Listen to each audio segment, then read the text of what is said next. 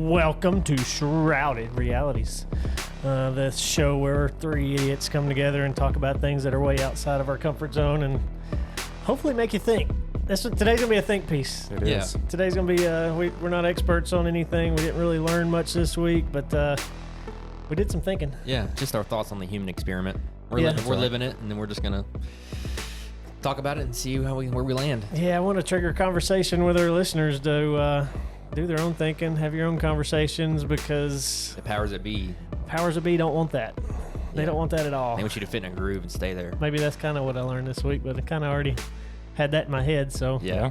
it's You're dangerous, Joey. I need to put you down. That's we were right. dangerous. That's so this subject's kind of makes me fearful for this show because we want to gain listeners, but man, the masses are just You think the masses are formatted and got psychosis? They've got the mass formation psychosis. Yeah, The it's- MFP. I feel like Oh, that's already MFP. there, and it's going to be hard for people to open their minds and listen. I feel like people understand it though. I feel like people know that they are in some instances. Is it more of like just cognitive dissonance, where like they know it's there, but it's too uncomfortable to face? that's so they it. just turn I think think that's real. Yeah, I mean, that's it. Because if you talk to, you talk to people, they're like, "Yeah, absolutely, that's what's going on." But and then they go TikTok. yeah, exactly. Go Get straight back back on into your their, phone. right back into the government's TikTok. definitely controlling us. Yeah. Hey, and self-awareness right 100%, here, like yeah. it's everywhere. Yeah, you have to be very vigilant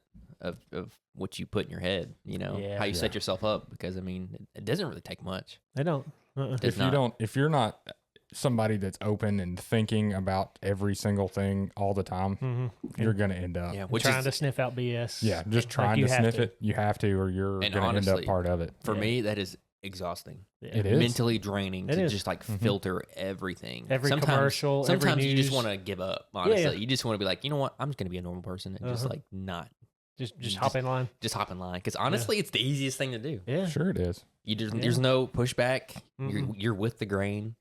You know what I mean? But Yeah. then it goes against something else in me. You know, Yeah. Yep. And it's the a clash. and the thoughts of pushing back are uncomfortable. Yeah, absolutely. Um, Because it's you against literally the world. We touched on it last week with the moon landing talk.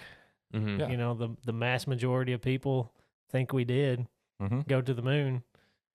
And most of the time, there were visceral reactions if People were upset. You try that to we tell them no. Yeah, Yeah. I think we discussed it in last week's episode, but we had discussions with people where they were mad. Yeah. And that just, It's like, did they even know why they were mad? You know what I mean? no, they really didn't. It's just it makes them uncomfortable for your mind to break and believe something you've believed all your life. Yeah. Yeah. So you have to push through the discomfort to even Mm-hmm. acknowledge that may not be right. Yeah. Not just the moon landing, but anything. Anything. That I mean, reality as you that know it time- could be different. That time frame of the 60s was crazy. And I Yeah. think now we're seeing a lot of stuff where we're going, oh, yeah, no, maybe we shouldn't have been as open to all this stuff as we Yeah, were. like, especially during the Cold War with the Red Scare. It's like nobody Yeah. trusted anybody. No.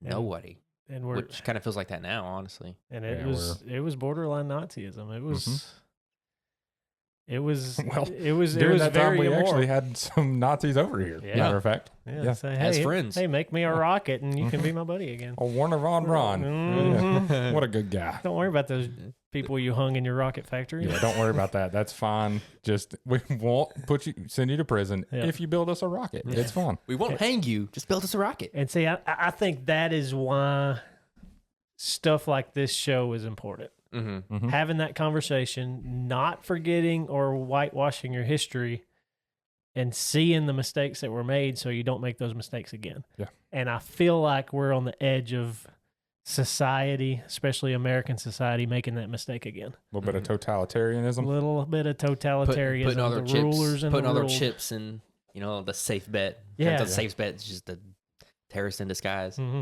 So we seen. I think I'm foreshadowing one of our future episodes. We're going to be talking about the COVID scare. Yeah. I feel like we're forgetting what happened during all that pretty quickly. And that wasn't even the first. That was small compared to the other one in recent history, the Patriot Act. Yeah. Honestly. Yeah. Oh, that was one. COVID shadowed, or Patriot Act shadowed that. Yeah.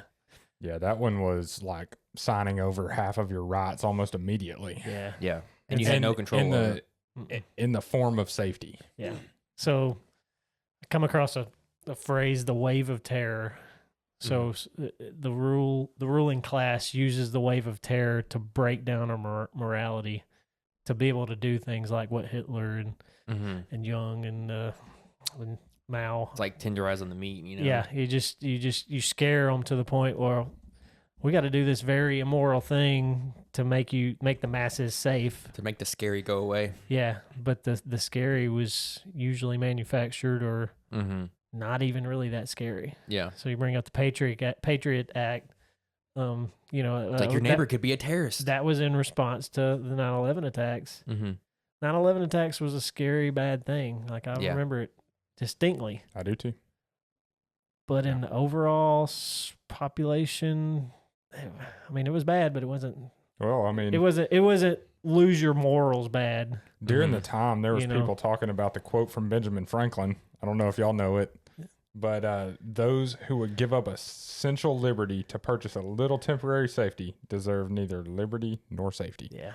I mean, and we gave it all up. Oh, yeah. All of it. Yeah. And it felt like the right thing to do at the time. Yeah. At the time, you're like... Because we were scared. Everybody was scared. Yeah, I mean, it was... Nobody knew what was going to happen next. Yeah. They thought... I mean, we didn't think anything like that was ever going to happen here. No. Yeah. And then it did, and then everybody just flipped. Yeah.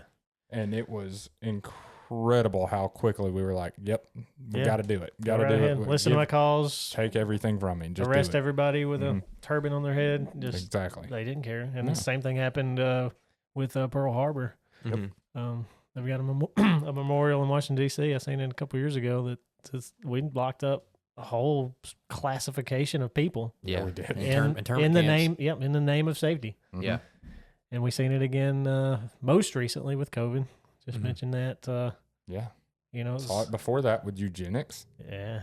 I mean, everybody was on board with that because they thought that we were going to make our population dumber. And we were going to be a dumber population if we kept going the way we were. There's not enough food. Yeah. Yeah. So it was a fear tactic, then another fear tactic, then another fear tactic. And I think the most recent one is COVID. Yeah. I mean, everybody, you're going to kill Great Aunt Sally if you go around her, if you don't have 82 boosts. Yeah. You got to do it. You go to the grocery store, it's a mass murder. You know, you walk in there without a mask, you're killing everybody. Yeah. What a horrible person you are. You're going to kill somebody and never even know it. And they're putting the weight on your head to make you feel a certain way, you know, to make you feel the guilt, make you feel the... I guess y'all saw conveniently that's all coming back right now, right? COVID. Conveniently. Like with the election cycle? Yeah, it's kind of weird. I wouldn't think that those are... So my mom, she works in... it's called Youth Advocacy Program. Well, they get emails about stuff that's you know going on, and they said that this is great. This one is not likely to show symptoms. This virus is not likely to show symptoms. Trust me, you're sick. Yeah, your back might hurt. Get out of here. Your back might hurt. You will get pneumonia without a cough. Don't know how that works. I feel like I have that now. Yeah, I was about to say. All right. Yeah, exactly. You may be sore. It's time to start double masking and stay double masking, which is the most ignorant thing I've ever heard in my life. It doesn't work. But just because me and you know that, the mass psychosis is if I put 32 masks on my face, then I'm going to protect some random guy from my symptomless COVID. What the crap are we... We went through this already. And the mask didn't work when they were supposed to work. The mask didn't work. It did more then. harm than anything. I mean, especially with the children. I mean, it set back children like a few grades in not the masks themselves, but the shelter in place did. 100%. Well, no, I'm saying like the mask, like it, because as humans, we learn how to talk also by looking at other people's mouths. Oh yeah, and that's so true. it screwed up a bunch of children in that school. Yeah, because they were masked up. It was hard for them to like learn. Yeah. And so there's a whole generation of kids that have speech issues because of that. Yeah. Yeah. And everybody's like, you got to do it. Yeah. You got to do it. You got to do it. You're going to kill your great granddad if you don't. Yeah, while he's like already dying. He's already, he's already there. Like, so and I remember there were, when that was going on, there were people pushing back against it. Sure. Yeah. But the mass psychosis part of it was everybody buying into Fauci and all the everything you've seen on the news every single night that was saying that you had to do all that stuff to save your grandma. It was so and much it turned out to not be true. And I wasn't audibly trying to push against it, but I was against it. I was prepared internally. Yeah, I was prepared to lose my job over it. Yeah. And I told my wife, she worked in the health industry at the time. Told her, I'm like, look, I mean, it's going to be tough, but if they make you do it, you just lose your job. Yeah. And that's why I want to have this conversation, is because it's going to happen soon again. It is. And we've got to watch out. Everybody's got to watch out. We are, I would say, a couple of months away from hearing all of that same talking point again. Yeah. And people need to be aware that this is, just look at it with a critical mind and go, symptomless, but I'm going to kill somebody. How does that work? Yeah. It doesn't. Like, I don't think that's how viruses work. It's not. I mean, so. And kind of where I started studying on this for this week was the dumbing down of society for the purpose of the lifting up of the ruling class. And that I believe not just COVID, but all the other things we just mentioned is part of that societal forming to keep us in line, to keep us dumber, to keep us not questioning, to keep us believing everything you hear. Trust what you see. We'll show you what you need to know. That's right. Yeah. Yeah. Little Orwellian. Yeah. Yeah. And it's happened all throughout history. It has. Like I dug back all the way back to the 1850s. Well, shoot, there was something, the Geneva witch trials. Didn't even know that was a thing. 1571 in Switzerland. We've all heard of the, especially in America, the Salem witch trials, which happened in the 1600s. But in the 1500s, it happened in Switzerland. And it was mass psychosis. All it was people believing that women were witches for no reason at all, and just makes me think torching of. Have y'all seen Monty Python and the Holy Grail? Bits and pieces. Yeah, when they're so if she weighs as much as a loaf of bread, then she's a witch. If y'all haven't seen that, y'all got to go watch it. That's great. Rye or pumpernickel. Yeah. So another funny movie was Idiocracy. Yeah. Hints of truth to it. It's one of those. It's like it was meant to be. It's like you're watching it and you're like, this is happening now. Yeah. This is real. Well, see, that was so we've heard the term eugenics as we're getting into this show a lot. You know, the controlling of population control and different classes to keep the overall society better, I guess, by weeding out dissenting, like lower classes. When someone in power says that they're going to make your life better, take a step back immediately and go, wait, how? Yeah, but Idiocracy was, the beginning of it was you get two dumb rednecks making babies, and they make tons of babies, and all those other dumb babies become even dumber babies, and it just spreads like wildfire. Then they're watering their plants with Gatorade. Yeah. And then the world's coming to an end because they can't grow food because, what was it? It's got electrolytes. What was the name of the I don't remember Gatorade? what they used. It was Gatorade, but they had a different name. Batorade? No. It was Bronto pretty different. Or something like that. But, so that that part of the movie, it made sense, but it's not true. You see smart people come out of bad 100%. Situations all the time. Well, that goes back to the eugenics thing is, I mean, that's why they wanted to eradicate all those people. Two dumb people don't make one dumb person. It's likely to happen. Yeah, especially with the conditions. I mean, environment does play a little bit in your growth and development. I mean, it just does. Your environment's going to, but that doesn't mean that you can't get out of that and be a brain surgeon. Sure, you could. Even on the flip side of that, you can have two really smart people, like a really smart family, and have a dumb. I actually think that one's more likely. Yeah. JFK, we found that in the eugenics study we was doing. The JFK's sister, they're a fluent family. The president came out of that family, but his sister was just messed up in the brain, so they had to do lobotomies on her. I also think that two smart people can produce a dumb person by they're smart enough that the kid just rides the coattails of the doesn't. I don't have to learn anything because my parents are this or whatever. Spoiled and tired. I think that comes from that too. So Paris Hilton. Yeah, and I think with some of the research I did, like I wouldn't take IQ as like a benchmark for how easily society is put under a mass psychosis, because like it doesn't matter, because IQ has been rising since the 40s. Yeah. But it seems like everybody is so dumb. Yeah. Well, I don't get it. It's because of what they're teaching.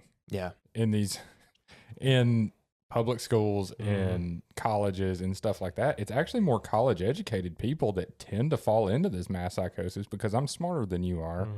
And they've been conditioned for. I've seen the evidence. Yeah. It's all over, and you're an idiot because you think otherwise. Yeah, I'm a college educated human, and you are. What did you do? Graduate high school? Okay. Yeah, and the public school system gets had interactions you ready with people like that. Yeah, and the public school system gets you ready for that because it's designed to keep you in line. Yeah, learn. We're gonna tell you what you need to learn.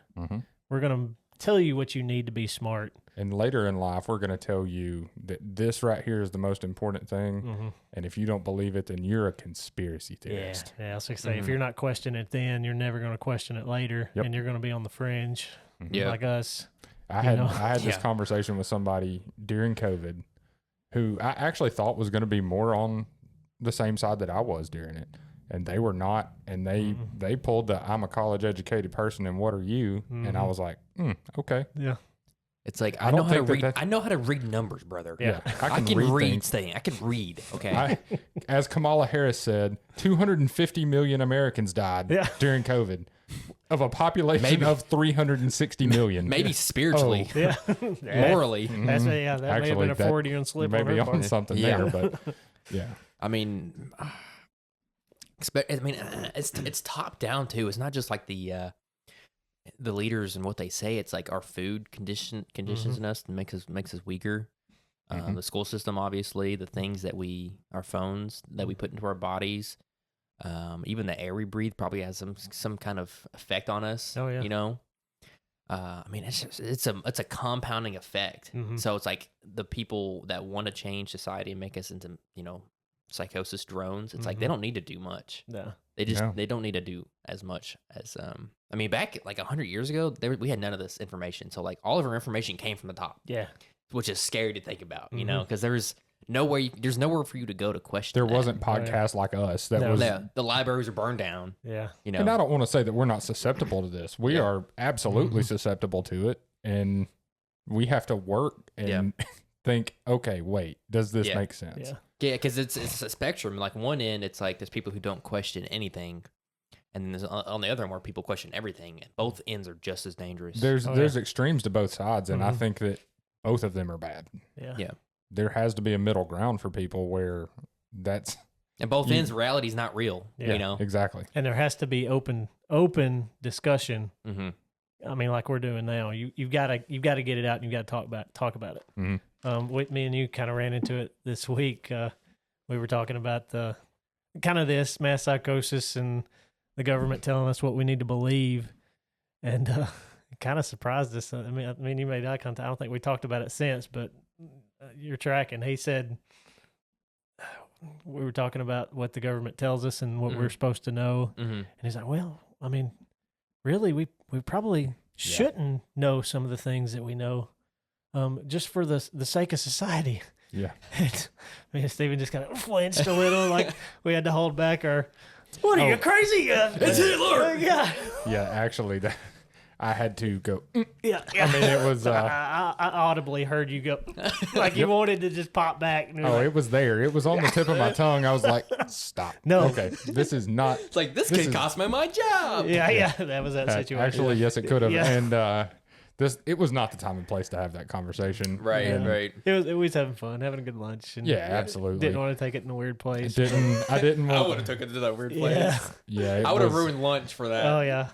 Yeah, it was one of those. You just have to move on. You got to know where you're at. That was to me, it was like, oh, he's one of those. I flipped immediately. Oh yeah, our conversation went to a different level. You have a thought of somebody, and then sometimes they say words, and you go, "Oh, okay, I won't say anything." And this is the whole system, right? This is the whole system. This is what we're talking about. This is mass psychosis. Yeah, just like where you had to change the way you were talking just because. Yeah. That someone wasn't questioning. And guess anything. what? To me, that is a little bit of mass psychosis on my part because I didn't confront it. I disengaged because I was out in public in society where it was not appropriate for me to do that. Right. And I have had that bred in me to not do that in public. Don't cause a scene. Don't be that guy. Yeah. I've had that. I mean, we all have. Yeah. Yeah, so, I mean, we obviously 100% disagreed with him. Like, no, the government should not be telling me what. If the government has information of aliens, tell society there's we're not going to burn down the streets. There might be some fallout from that. There could maybe. But we've already come out and said that aliens are real. And nothing happened. And guess what? Nobody cared. No. I was going to say, they could come out and they'd still be like, oh, you're lying. Yeah. Yeah. It doesn't matter. Right? Yeah. And it boils down to, I guess I'll wake up tomorrow knowing that aliens are real and I'll still go to work. So whatever. Yeah. So the JFK thing going to be a future episode, but that's another situation where the government knows what happened and it's starting to come out. Yeah. But we're still here. Nobody cares. Yet again, they're hiding it.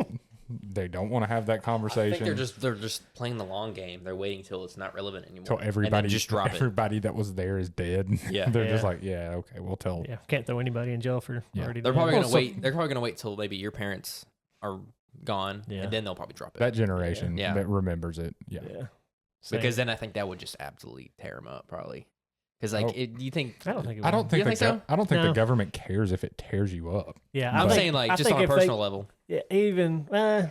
Okay, so 9/11's my JFK. Yeah. Like everybody in my age group and around my age group remembers. That's cemented in you. Yeah, you remember 100%. I was in 4th grade and I remember where I was. Yeah. Like, so if the government or anybody would come out and say, we set that up, we ran the airplanes in the buildings, we tore the buildings down. You're like, oh, makes sense. Be like, okay.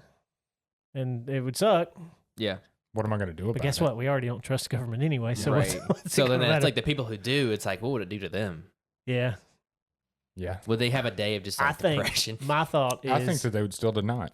You think so? Yeah. I really do. I think that they would go, no, there's no way. They didn't do that. So my thought is the fear of the government is that it would trigger people to act not out in violence and January 6th situation, but more of like maybe we shouldn't. Yeah, that's another mass psychosis situation. Just so everybody knows. Oh, yeah. Anyway, but the January 6th thing is a mass psychosis. Yeah. That is a op if I've ever seen one. Yep. Anyway, but I think it would trigger people to want to take action in changing the system as it is. Mm-hmm. So like the ruling class is comfortable with what they've got. Their sole purpose, their sole motivation. Ruby, why are you snoring? She's getting it over there. Out. That was loud, and I have headphones on. Picked it up in the mic. Sorry about that. Don't wake her up. She's cool. Okay. Ruby the podcast. Yeah, now she's mad. So their sole purpose, the ruling class's sole purpose, is to keep their power. Yeah, it's to keep their situation as a status quo, if not make it better. I can see why they wouldn't want to do that and tell everybody and pose the risk of a society overthrowing or doing whatever. I don't think we would. I don't think that we would even attempt to. Because we're already. I think we're already too far in. Yeah. I think we're too far in at this point. I think if COVID didn't do it to you, after all the evidence has come out, and I've had all of my boosters, and I've had COVID 6 times, and all of that happened, and locking people in their homes for 2 years, and if that's not going to, no, I'm afraid you're right. I think it's too late. I think we're too far in. The fear of because all those people are still in power. The fear of retaliating in whatever way is too much. Yeah, like it just becomes crippling. Yeah, and that's kind of depressing to say. I mean, saying that out loud kind of hurt me a little bit. I'm not gonna lie. It does. Because it's just knowing that you're that far in and there's nothing that can be done until enough people wake up and go, no, I'm not doing that. Yeah. So I did see, we all watched them after school videos on YouTube. I like that. It's podcast. That's a really cool idea. Everybody go watch his stuff. Yeah. He draws out everything on a whiteboard. It's really cool. And school is spelled SKOOL. Yeah. He spells school wrong, so he's probably an idiot. I think that's kind of on purpose, though. Oh, 100%. And I was being a little facetious. The show, I mean the YouTube episode show it's about this kind of stuff, about thinking outside the box, not falling in line. Yeah. So you kind of have to go watch those videos after school. Yeah. To deprogram yourself from what you had just been programmed. 100%. You know? But where was I going? I don't know. You're talking about the guy after school and he spelled it wrong. Yeah, before that. It was one of the things in the episode. I don't know. Anyway. Oh, the one we was watching that you sent to us. Yeah. He had a point specifically in that, and I don't know what it was. It's the programming in you. It's turning you off. Hey, somebody said the wrong word and it shut Joey off. I don't know what happened. There's a van outside. It's just going. Hey, that another part of this, our attention span, like I can't keep up. Oh, destroyed. Didn't because I see that we were like lower than a goldfish now? Supposedly, 3 seconds is what. Yeah, 3 seconds and a goldfish is 8. Yeah. So we're got 60 more years of this. Yeah. And they say TikTok is the cause. It's more than just TikTok. Yeah. I mean, 10 years ago, we were already on the verge of that. 10 years ago, it was probably like 5 seconds. I mean, I think. Yeah, I mean, TikTok was just a. And it's situational. I don't think that everybody's just completely in a 3-second lockdown, and then you're like, oh, what is this? Yeah. I don't think that everybody's like that. I don't know, our listener retention stats say otherwise. That may be on us. Yeah, that's probably our fault. Not we shouldn't ramble for an hour. Yeah, no, that's good. I'm not going to stop rambling. This is my therapy. It really is. Yeah. And I heard that from multiple podcasters and YouTube channels that are like us, that just open forum talk. It's a form of therapy. We can't do it at work. Some people can't even do it at home. Well, we've already discussed we couldn't do it at work. So you can't really do it at home, risking your wife like being like, "What is wrong with you? Yeah, you're getting put on some pills." Yeah. No, I fully do that to my wife. Yeah, 100%. No. My wife is actually crazier than I am. You better watch out. Yeah. You better chill out. She's wild. Say I would never kill myself. Come on. I'm not editing this out. I love her. I just know that. I know. I'm not editing. She's great. She's dangerous, but she's great. I think all our wives are dangerous, though. Yeah. I think we've all learned how to just stay on the good side. We've had our psychosis done on that. Yeah. Just know when you're sleeping and you feel a presence hovering over you. As long as it don't turn into just going back to the ghost stories episode. All of this was okay. Yep. Just as long as it doesn't go to a Lorena Bobbitt situation. Oof. That's the next level. That's the level of scared I never want to be. Oh, not at all. Not at all. Just go outside and find it in a bush somewhere. That'd be horrible. Wasn't it on the side of the road? I don't know. It was somewhere. It should have been. It was way. It should have been in his pants. Let me tell you where it wasn't attached to it. I think we're on a streak of talking about wieners. Wieners and poops, man. That's just all. That's what society dwindles down to. Yeah. Did my psychosis take that into account? Maybe we're the dumb rednecks. Maybe so. From Idiocracy. We're the dumb rednecks. I just had a kid. Connor just had a kid. Yeah, we're all in. We're gonna keep that process going. I don't care. I don't think so though. I don't think so. I think we're on the fringe. But the fact that I don't think so probably indicates that I am. That's where I was going with that episode. You're welcome. Yes, thank you. Wiener, poop, and then Joey figures out what he needs. Smart stuff. So the way out of breaking that cycle, part of it is comedy. Oh, absolutely. That's what they said in that the episode we watched. I'll share a link to it. Which makes sense. I mean, a lot of all I listen to is comedians. Yeah, and they have a completely different worldview than most people. It keeps you. It makes sense, and it keeps you sane and keeps you from falling. I think humorous mocking is the way to do it. Yeah. Because humorous mocking. Because if you're not laughing, you're crying. Honestly. Yeah. So well, you got to. I think humorous mocking also makes people think a little bit too. It affects you a little bit differently because you're like, oh, that's funny.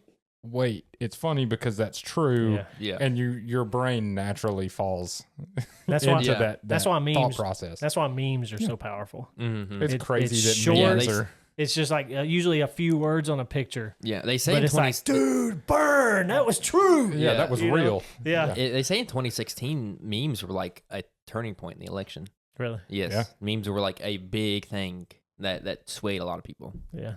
It was crazy how I think comedy, it's kind of the last hope a little bit. Yep. I mean, we've seen we hadn't even touched on this, but the woke side of everything is definitely mass psychosis. I mean, it is, if you believe half the crap that's coming out of woke, dadgum. And the comedy is the defense to it. Yeah, comedy. If you go watch Dave Chappelle, who probably doesn't agree with us on most things, he had a couple of episodes or stand-ups that were just tearing people up. Oh yeah, it was fantastic. But I think people woke up from that and not woke up in the other way. And not being woke. Yeah. Not being woke, but actually are awake. Yeah, and that has some evidence too. Like, there's not many funny woke comedians.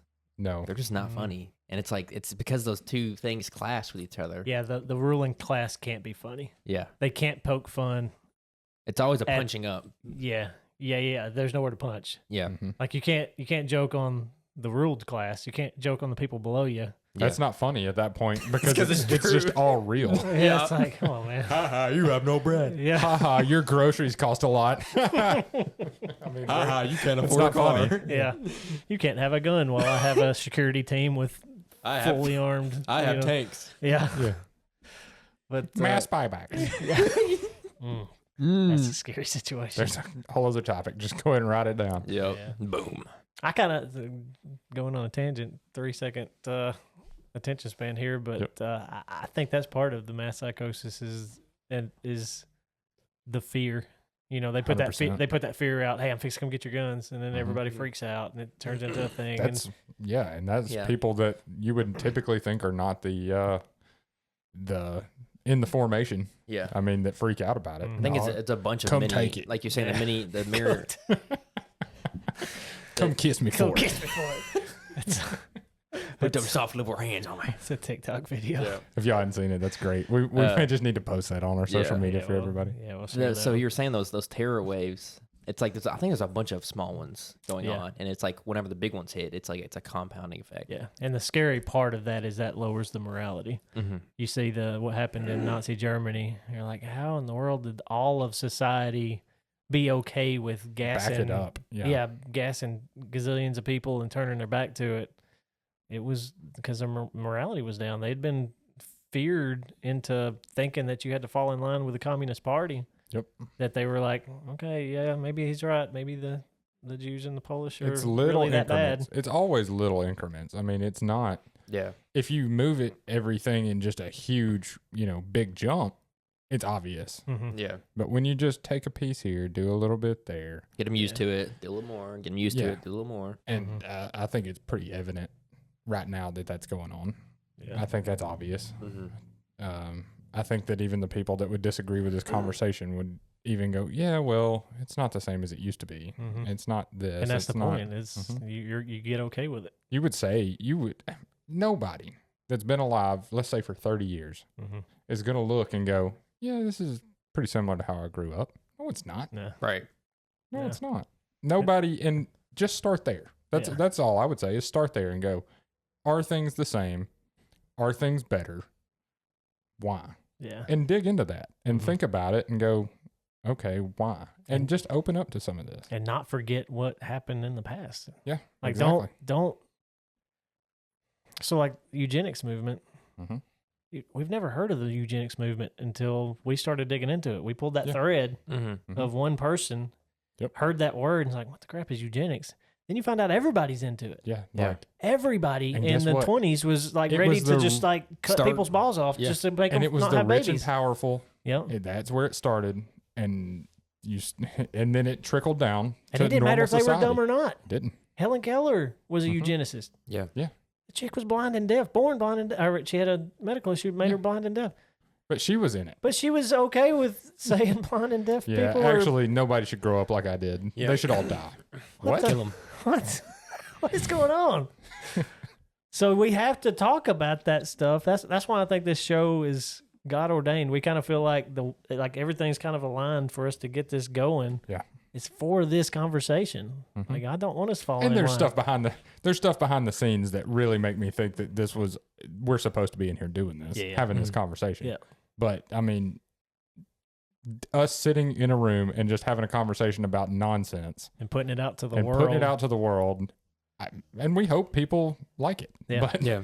But everybody's locked up and they need to know it. Yeah. Locked up in their brain, man. Yep. Yeah, and Get that key. You gotta start having the conversations, even the uncomfortable ones. I think in a different situation. If we were in a party situation, I think I'd push it just a little bit. Even a 101. Yeah, and some of us are stronger than others. Connor probably would have been like, just throw the bomb out there. That's honestly, no, dude, the government ain't telling me nothing. That's honestly the best, because that's the best way to break that barrier down. You know, I've noticed myself in regular conversation, even on things that don't matter, pushing it a little bit to people though. Yeah. Yesterday I was getting my hair cut, and this guy will actually listen to this episode because I've given him the all the stuff. But he was like, man, he had the Beatles playing. Yeah. He's like, dude, you gotta love the Beatles. I was like, I hate the Beatles. Ugh. He's like, do what? Yeah. He's like, you don't even appreciate what they did? I said, nope. And he looked at me like, what? He's like, what are you talking about? I was like, I have told people my entire life I don't like the Beatles, but I appreciate what they did. And guess what I've been doing? Lying the entire time. I said, I hate the Beatles. I don't like it. Overrated. It's the most overrated thing ever. Right. And he thought that I was just absolutely insane. He's like, dude, you're not educated. He actually straight up told me that. He's like, you're not educated. I'm like, no, that's not correct. But just that one little thing. Yeah. Me personally, I think that you're told that you're supposed to like the Beatles because of their cultural impact. Mm-hmm. I don't. Yeah, you listen to their music standalone, it's like it's not that good. Who is this British guy talking? And look, this will be the thing that pisses everybody off about this whole episode. We're going to get canceled over the Beatles. Nobody's going to care about anything else we've said. They're going to go, wait, they don't like the Beatles? What? Click. Done. Scroll on. This is trash. Golly. It's like that and like AC/DC. I felt the same way. It's like, you don't like AC/DC? I hate AC/DC. I like it. My son's going to be mad. He loves AC/DC. No, I'm not an AC/DC guy. No. Yeah. I mean, just the constant every day on the radio. It's like the same two songs. It's like, it's bound to make you. Yeah, that voice was rough. I don't know how he made it with that voice.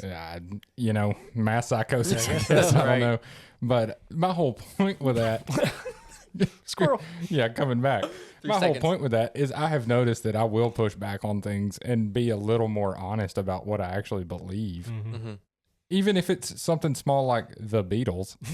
I was like, no, I'm actually not going to sit here and tell you that I appreciate what they did. I want you to argue why they did it. Yeah. Tell me. Yeah. And it was like yeah. Tell me. But that's healthy though. It is. Like, I mean, you're still gonna be friends. Like, yeah, it's not. He's not gonna be mad at me. He might be mad that I'm talking about him right now. I don't know. But to the world, the whole point was to push a little. Yeah, he's a younger kid, so I wanted to. All right, you believe this way. Tell me why you believe it. Mm-hmm. And he come with, you're not educated. Yeah. So I just let him do it. Yeah. Just let him do it. I just let him say it. So I got a question for you, Joey. Mm-hmm. Back in your day. Yeah. Old joke again. Back in the 40s. Tell me about it. Let's just say high school. Yeah. What were people's attention spans like? I mean, how was the thought process of people? Because it's definitely changed in the last 20 years. Yeah. So I grew up without a cell phone. Cell phones didn't become popular until I was in college. I think I got my first one. And those weren't iPhones either. They were they phones or bricks with snakes on it, and texting was pushing the letter. I mean, the number 3-4 times to get a bricks with snakes on it. Yeah, you're talking about the game snakes. Yeah. Okay, I want to make sure everybody else knows. A little brick like and my child. Game of snakes. If you told that to my child when he's 5, he's not a brick with snakes on it. Yeah. What? I guess that makes sense. Yeah, well, I know what that means, but I guess the youngins. Yeah, just to youngins clarify. don't even know what a handset looks like. The little foam signal. Yeah, they don't know where that came from. I love watching those videos where they're an older generation. Will ask somebody that's 18 all these questions about something like, what's a phone book? And they're like, what? Yeah. What is a phone book? Right. They give them a rotary phone and say dial some number. And it blows their mind. Yeah. That's crazy. They try to push in little holes. But yeah, I do remember distinctly that there was a level of boredom, you know. Which is good, I think. Which is good. That's healthy. That's where the creativity comes from. That's where you find yourself in the boredom. You're alone with your thoughts. You know? So, but the difference between my teenage and even before years and watching my kids grow up into that is way different. They're never bored ever. No. Yeah, ever. Because if you're bored, you just open your phone, or if you're bored, you just play a video game, or if you're, I mean, that didn't exist when I was. There's no disconnection from the system. You're always plugged in. And there's a level of loneliness now that wasn't there then. Yeah, so that's part of totalitarianism, though. It is. Get you isolated. Isolate you. Yeah, you get trained easier if you're isolated. Yep. Which I think that's why COVID was a test. Yep. It was, hey, to see how people reacted to being alone. You got to stay in your house. You can't go to school because you're going to kill grandma. So people did. Whoop, and then they're alone for months. It actually went on for a year. About a year. So I mean, we were in a better situation where we live than what a lot of the country was. Oh yeah, a lot of countries. Just and we still had points where it was, I mean, just really bad. But it wasn't near like what it was in other areas. Yeah, but so you kind of see now this. It's not an epidemic. It's more of just a situation where kids don't want to get their driver's license.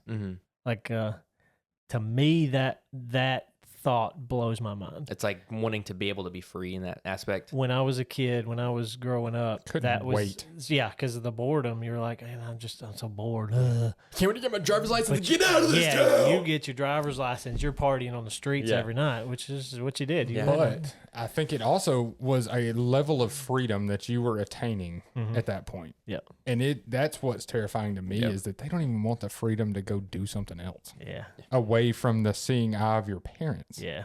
When you don't even want to disconnect from that, what? Because it's easier. I personally can't even think about not doing that. Like that, I wanted it the minute I turned 16. Everybody I woke up early. I was like, no, let's get to the DMV. Yeah. And I was 16. I probably stayed up till 4 o'clock playing Call of Duty. Like, back then, the weird kid was the one that didn't go get his driver's license the day he turned 16. Yeah. I actually got grounded on my 16th birthday. Oof. And for 3 weeks, I know it was 3 months. I didn't get my license for like 3 months. Golly. Worst punishment I've ever had. Yeah. Because you just couldn't do anything about it. It's like, no. So my story of the mass psychosis was the day I turned 16. I was getting ready to go on a date. And my mom pulls up in the driveway and says, I got you a job at the Piggly Wiggly bagging groceries, but you have to go tonight because you got to fill in for somebody. So my first night of freedom drove straight to the 9-to-5 job. Golly. So, just plugged you right in. Plug me right into the system, fall in line, go make your money. Yeah, I think my parents were tired of driving me to whatever job I had. They were like, all right, let's just go get this. Go get the friggin' license here. Yeah. I didn't. I had early jobs, but it was with my grandpa, so he just swung by and picked me up. I was a homeschool kid. Yeah. So, I started working at 15. Okay, so I had 2 jobs let's at that break point. on that. Part of stuff I was researching, there's a book called the Dumbing Us Down is what it was called. And it's, from what I gathered, it's the Holy Grail, the Bible for the homeschool movement. And I've got mixed thoughts on the homeschool situation. As you should. You do unplug from the system, which a lot of people are wanting to do, for the reasons we've already talked about for the past 40 minutes. But it also brings on a level of social awkwardness. It does. So Stephen, tell your story. You've lived on both sides. I did. So I went to school through 7th grade. Public school, but had some bad teachers who actually told my parents that I was never going to amount to anything. And I was in a class full of people that would never amount to anything. So my parents said, well, that's it, and pulled me out. Okay. So I hated it to start out. Because public school or homeschool? I hated homeschool. Okay. At first, because I really liked that social interaction and hanging out with friends and feeling like I was a part of a group, I guess. But we had co-ops, which was you would get together with other homeschool families and go do PE or whatever. But that's when I really didn't want to be a part of it, is because these kids had been homeschooled their whole lives. Yeah. From growing up on. We were in 8th to, high school on kind of age range. And we did it at a place where they teach gymnastics and all that kind of stuff. We would have our PE class. And these kids were 16 at least. And there are cheerleaders doing backflips on, trampolines and all this kind of stuff. And I'm a 16-year-old boy, so I'm all about it. Hey, girl. I'm like, yeah, when are we going to co-op? Let's get in that. But these kids started bringing lightsabers and using the force on each other while they were like hot cheerleaders doing backflips. And I'm associated with the group that's, playing with lightsabers, wearing a tunic and using lightsabers. So there is a level of weird that comes with this to an extent. These guys are probably incredibly smart IQ-wise. Socially, not at all. Social, not even a little bit. I would say that today it's probably a little bit better because you've got more. That was once a week that we were all getting together. This is more, you're getting together with these people a little more often. You're interacting with these people a little more often. So it's not just you and your mom sitting in your kitchen doing math problems like it used to be. Looking back, it was actually probably a really good thing for me. It's not for everybody, but I feel like you have to combat what they're teaching your kid in public school all the time. Which is probably really confusing for the kids too. It is. It's like, don't believe that. Yeah, that's bullcrap. Don't do this.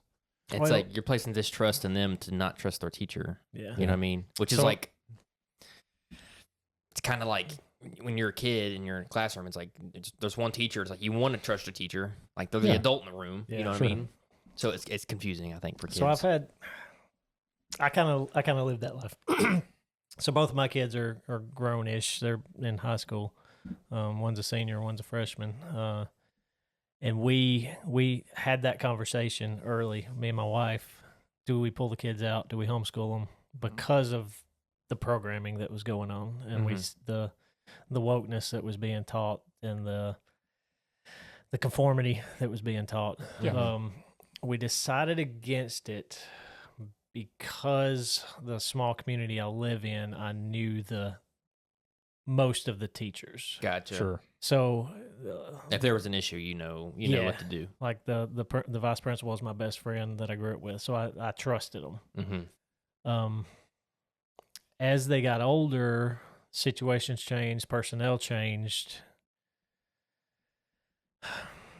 So there is that level of conformity, and you got to do this thing, and teaching things that I would rather them not be taught in school. But we did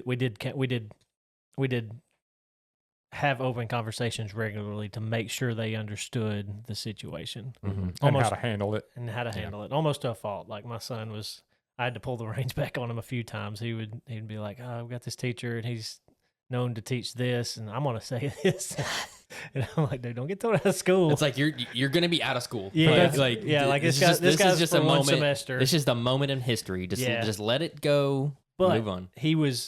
We had, not bragging, but we did a good enough job to let him be able to pick that out on his own. See, and that's really important. Yeah. So if everybody had that, I think it would change in a generation. Yeah. It would.